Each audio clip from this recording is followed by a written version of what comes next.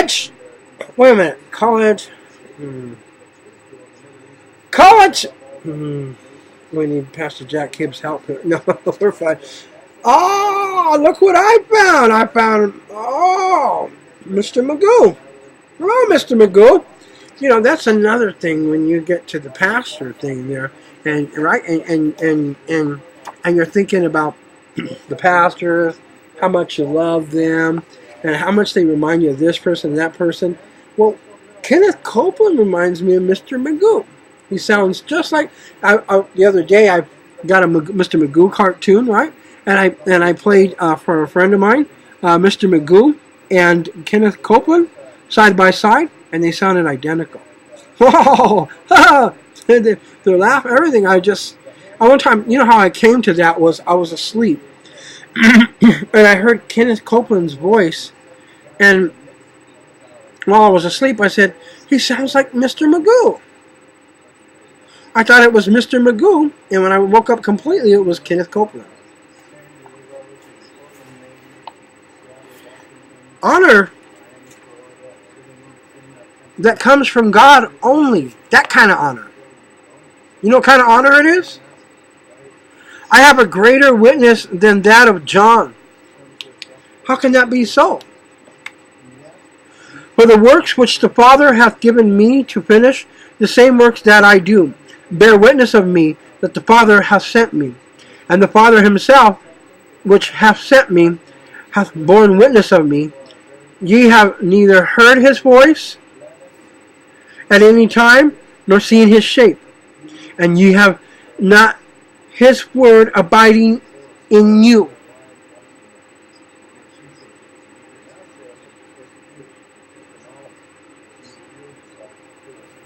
For whom he hath sent, him ye believe not. Why? Search the scriptures, for in them ye think ye have eternal life, and they are they which testify of me. And ye shall not come to me, that ye might have life. I receive not honor from men. John 5:36-41. Honor that comes only from God is very special. It's a special honor. This is the kind of honor Jesus was referring to here in John 5. He was talking to the Jews who had censured him not only for doing the works that he did, but also for doing them on the wrong day of the week. Oh, you're sitting with these tax collectors. These are the Levites. And people are calling them scribes and Pharisees, but they're supposed to be called Levites. And they don't know God's judging them. This isn't the people being judged, this is the church and the people being judged. They're saying, why am I in judgment? How is it that I'm in judgment? Why am I in judgment? You said not to hair on my head, O Lord, because you become a scribe and a Pharisee. You see, a lot of people don't understand this, but being a Levite is more than just being a Levite. You're part of the government. You're part of proper law enforcement. You're not supposed to take bribes and stuff like that. You're not supposed to give bribes. You're not supposed to be a part of bribes. You're not supposed to be a part of anything unclean or unnatural or unsanctified.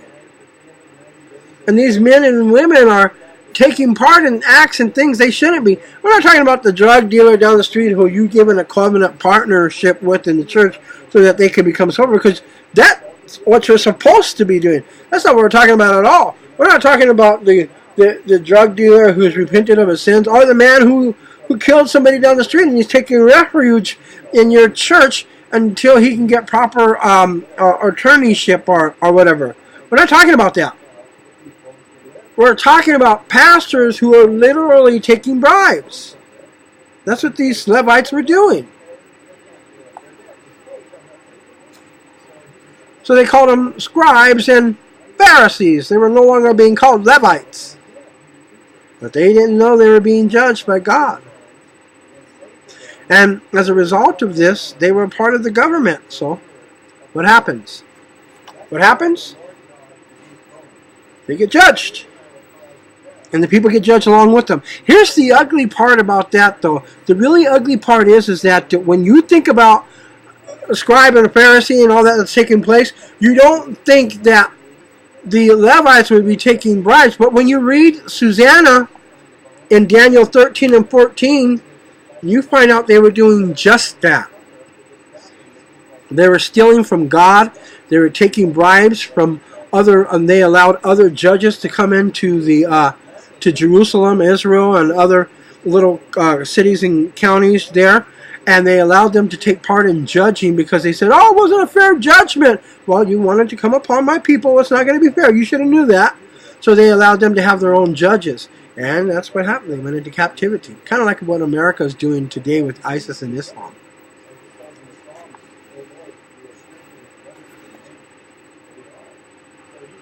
Remember the Sabbath day to keep it holy. That's what they're telling him. Think how horrible it must be to heal a man on the Sabbath. That's just terrible, isn't it? Not supposed to do that, right? No, of course it isn't. God had said, remember the Sabbath day to keep it holy. Well, that would be holy if you healed someone on the Sabbath day. It wouldn't be unholy. Right? Let's see. Exodus 28. I wonder what those Pharisees thought healing was. Unholy?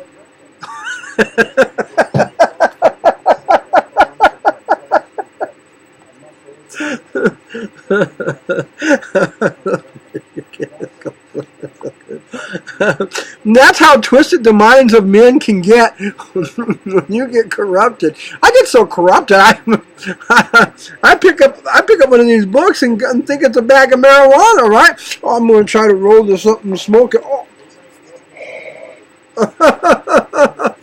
Okay, so Jesus told them that the Father himself had sent him and bore witness of him, but they did not even know him because they did not have his word abiding in them. Well, this must have been a terrible shock to the self-righteous Pharisees.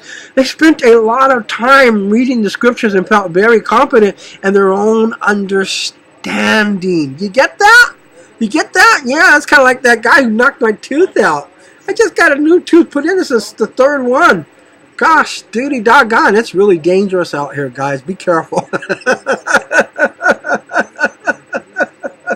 I forgave him right after he did it. God bless you. I love you.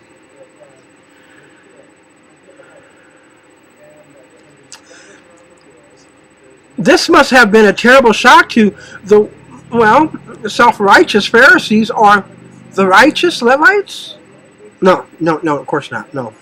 I'm thinking of drive-through time. Okay. Joe Pesci, anybody? No. How about Two on the Road? Okay. I get it. Leo gets it. Yeah. God bless you, Joe. Jose.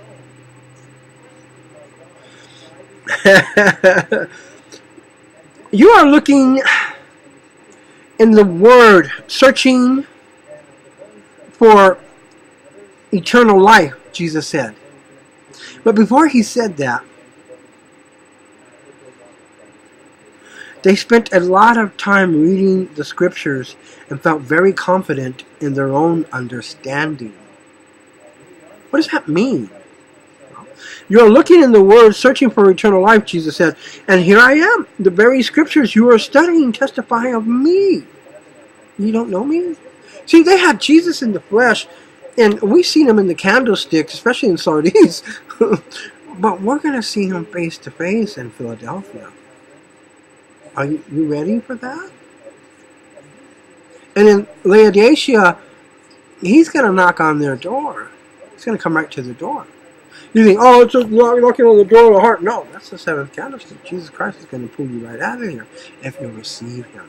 And that's probably going to be the hardest thing in the world for people to do. Or is it? Why would I say that?